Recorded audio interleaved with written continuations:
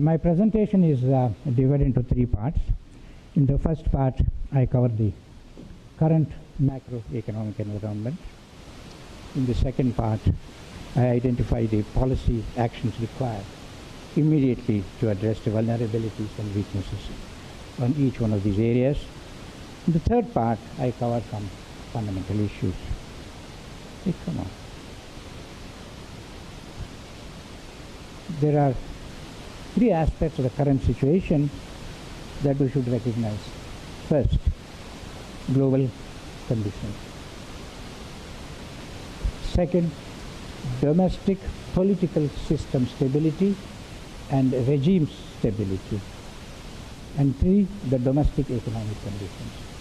I think these are the three important things when you look at our macroeconomic situation. Now, what are the global conditions like? Global conditions are characterized by fear of recession, US-China trade war, conflict in the Middle East, Iran, with the potential impact on oil and capital flows. Oil prices and capital flows, most critical for our economy. Current account deficit is already about 2%. The composition of the external liabilities, if you see now, there is a fairly heavy concentration of short-term debt, heavy concentration of debt paper, and pretty heavy concentration of government paper being held by non-residents. I think that is global asset liability composition. That's what you have to see. As a percentage of foreign external liabilities in the composition, our reserves are not as comfortable as they were some time back. Most important, when the RBI undertakes swap of I think $3 billion or something like that, I think that is in a sense extraordinary financing. So I think that's a signal that behind the normalcy there is extraordinary financing also. Now, domestic system. In India, we have the benefit of domestic political system stability. Even 89, 90, 91, the system stability was there. Therefore, things went through. That is a strong point. Now we have not only political system stability, we have regime stability. And therefore, the capacity of the government to handle shocks is perhaps more. I'm not talking of ability, capacity, in the sense it has inherent strengths. So I think that should give us a lot of confidence. But then let's come to the domestic economy. I think slowdown in growth is admitted, but the issue is whether it is cyclical or structural. Perhaps it's a question of mix of cyclical and structural, and that is the most important assessment we have to make in considering the corrective action. There is enough evidence of stagnant potential output in India for almost a decade. There is no evidence of increase on total factor productivity in the recent years. The level of household financial savings has come down significantly, though more recently it is looking up marginally. The government savings revenue deficit is higher. Now if you look at the balance sheets of the different components of the economy, I believe we have to look at balance sheets also apart from flows. The general government is in deficit. Monetization of government deficit by RBI is perhaps one of the largest in history, in the recent history since 1990. Of course, it's not direct monetization, but indirect monetization. Now, if we look at the composition of the financial sector, banks, the worst is behind, but I think the credit is yet to pick up. They are yet to get into full act together. The non-banking financial companies, at least, and still banks are a little choked in terms of credit growth. The non-banking financial companies, at least some of them, they think they have liquidity problem, but some others think they have solvency problem. But I think that has to be resolved. And then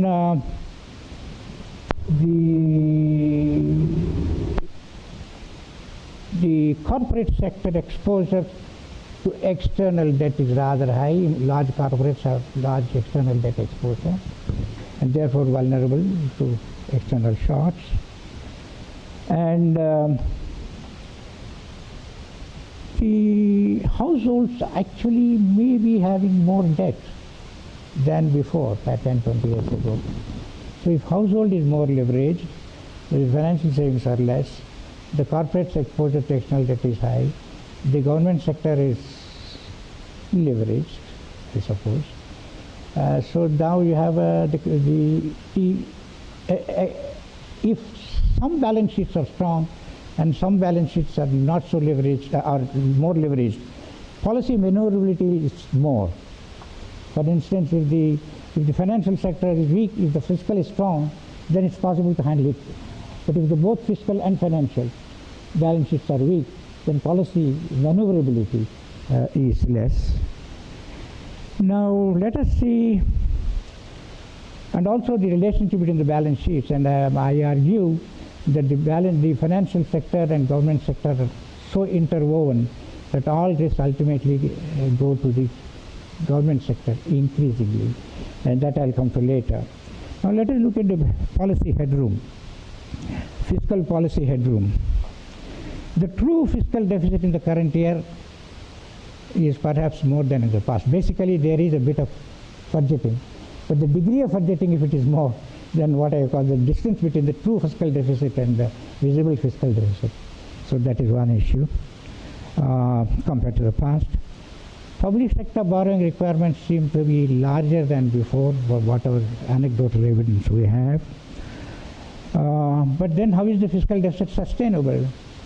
The fiscal deficit is obviously sustainable with the continuation of financial repression, with the monetization of deficit by RBI, and the non-residents holding more government paper than before, FIIs in particular. The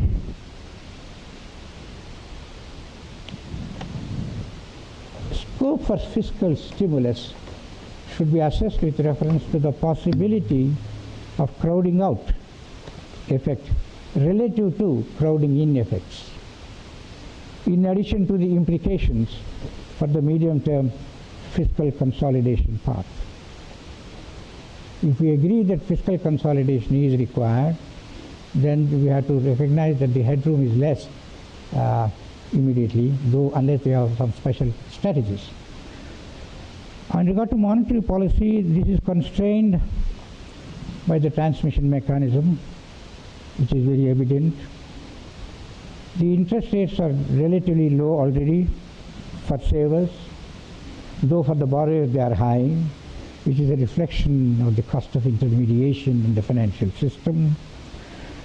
The link between monetary policy instruments and inflation is suspect because of the weight of food and fuel and the role of fisc in the prices of food and fuel. The administered interest rates is another aspect, so I think one has to recognize the inherent limitations of the monetary policy in a situation like this. With regard to the financial sector regulation, the state of financial sector has large fiscal implications. For one, large entities are government owned. The non-banking financial, and you know the banks, they are still in need of capital. The non-banking financial companies are facing solvency problems, and in fact they are exposed quite a bit to infrastructure and real estate. To the extent they are related to infrastructure, the government gets in. The concentration of many risks in the financial sector reverting to the government are very high. The chances of the risks reverting to the government are very high. Finally, as regards to the external sector, we are comfortable, but the issue is whether we have adequate resilience in the face of possible shocks. Basically, we only have two instruments: capital account management and the exchange rate. Not much of an instrument, but that's all we have. Safety net available from the IMF may not be enough. assuming that they'll be willing to support us and will be willing to put up with the conditionality. But it is possible to say that we may not have a crisis, but it can be having a huge depression effect on the economic activity rather than a crisis. Now let us see, given this situation, of course this is subject to correction, very broad generalizations, what are the possible policy actions? See, there is widespread demand for fiscal stimulus. First, tax concessions. I think first principle is that whatever you do, it should be reversible, that it's not stimulus. Stimulus should be withdrawable. It's not permanent, then it becomes structural deterioration when we are going through a fiscal consolidation. So therefore, tax concessions, I'm not sure whether they are, and more important, when we give a tax concession, we are assuming certain responses from those who benefit from tax concessions. So between taxes and expenditure, my own belief is that expenditure can be more targeted rather than tax concessions. And in the expenditure, again, recurring expenditure instruments are always dangerous because they're not easy to terminate. So it has to be time-bound, limited to the context. But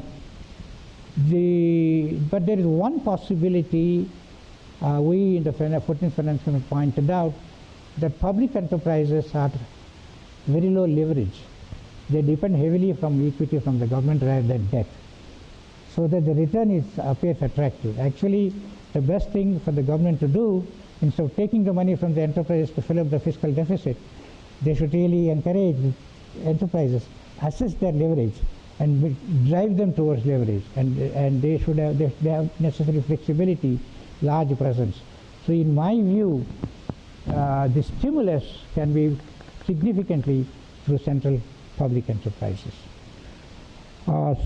Further, usually we find arguments that stimulus should be through infrastructure or capital expenditure. Infrastructure, there should be a design, then there is a gestation period, and there is a long-term commitment and huge commitment. So one has to be careful in saying that stimulus will be useful if you spend on infrastructure. So actually what we have to see is only those which are starved of funds. That is debottlenecking, where the last mile, 10% to be completed. So you must have criteria for investing in those activities where there is already investment taking place. There is no need for time to be lost. So you require a special mechanism, special fund from the fiscal side. So that's the way I think we should have to go about. This requires perhaps a more special fund than. So in other words, the stimulus can be through a special fund, through a mechanism of acceleration and debottlenecking, rather than generalized stimulus, particularly after we had the experience a few years ago. In brief, the strategy should be to stimulate in a fiscally sustainable manner. Now we come to monetary policy. Monetary policy may have to recognize the contextual importance of flexibility in inflation targeting. Critical decision to be taken is whether monetary policy should add to fiscal stimulus at this juncture or should hold back its reins and use it when it is required. Given the current fiscal condition, I think the choice is fairly clear, but still that is a matter which it goes beyond the inflation targeting issue, but this is a period which requires thinking of monetary policy beyond inflation targeting. So we have to emphasize more of flexibility in the inflation targeting of the monetary policy. Financial sector regulation has to recognize the problems of choked credit flow in banking, liquidity cum solvency problems of non-banking financial companies, and distressed mutual funds. Each one, there is an origin of the problem. In mutual funds, they are all sponsored by corporates or banks. They receive large funds from them, and they also invest in them.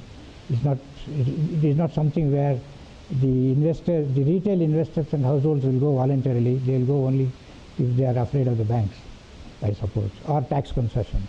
Anyway, that's a broader issue, but at the moment the fact remains that there is some distress, particularly on the debt paper. That, of course, the debt market is another thing where we are very unique. I think 90% is not traded at all.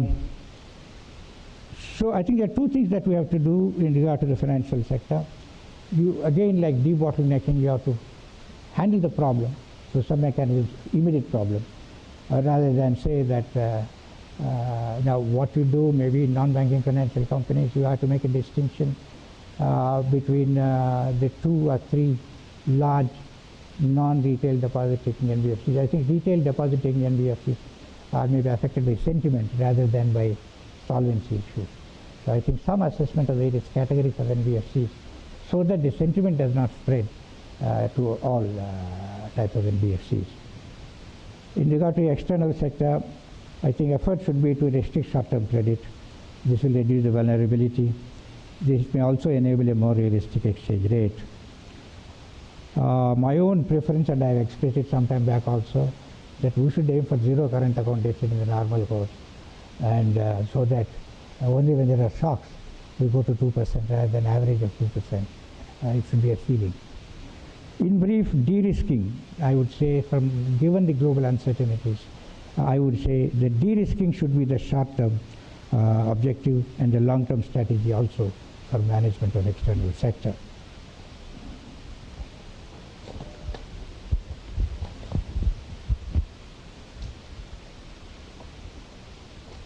Sorry if I am less than coherent. You can ascribe it either to my health or to my jet lag. Okay, I come to the end. Doing fine, Venu. Now let me mention reform priorities. I think a lot has been said about reforms, but my submission is that priority should be to enhance savings, improve productivity, and ensure conducive investment. I don't think the interest rate changes by 0.25, 0.5 here and there is likely to promote investment or investment demand. There are more things that determine that. There are 3 important areas I believe I would particularly, not that these are the most important, but I believe these are somewhat neglected, which have what I call, which affect more than one policy: fiscal, energy. If you see the energy, we depend on imported energy. Its prices affect our external sector. Energy, that is a huge source of revenue for both Government of India and for the state governments. In many state governments, I think 40% of the revenue comes from tax on petroleum. And on the expenditure side, it is heavily subsidized at the state level. So I think energy affects fiscal, financial, banking system. Their exposure is large. All the special bonds are really meant to relieve the banks of their exposure to this sector. So I think there should be a cross-sectoral, a cross-policy type of analysis of energy. The second is the link between the government and the financial enterprises, in particular financial enterprises. The link between the government and the risks and the linkages between the two, their inefficiencies and the burden on the economy as a whole, they remain unassessed. For effective reform, these have to be analyzed. In brief, we need inclusive fiscal sector and efficient financial sector, and respective roles clearly defined. The problem is that both try to do, and there is not as much transparency as one would have liked. For 20 years in the reform period, we were trying to make the transactions within the Hindu undivided family, joint family, little more clearer. Now one suspects those borders are getting blurred. So therefore, analytically and also from a policy point of view, I think it is better to account for the relationships, account better the relationship between the financial and fiscal sectors. Thank you very much.